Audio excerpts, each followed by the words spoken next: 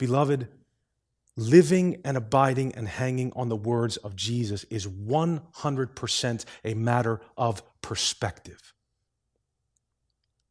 That's what we need as believers, perspective. Paul is not a masochist.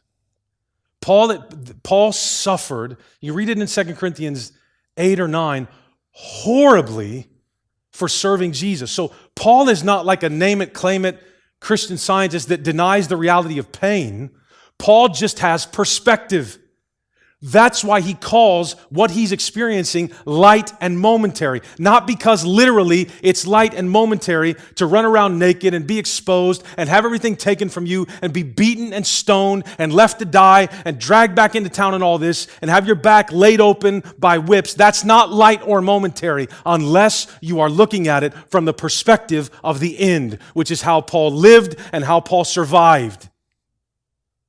He believed that Jesus would keep his promises and that his word would not pass away. Paul believed that, like Isaiah prophesied, that when the word of God comes, where there were thorns, up come flowers. It turns out that all this affliction that we feel in this world has a job that God gave it for you. This light momentary affliction is preparing for us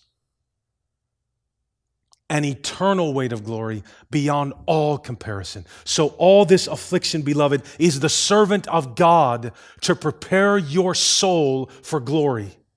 You are not suffering in a vacuum of darkness where God cannot see or where God does not care. He is weaning you off of the world so that when you cross over the Jordan and He picks you up and dusts you off and dries you off, it will be 1,000,000,000 times more beautiful than it would have been without the suffering.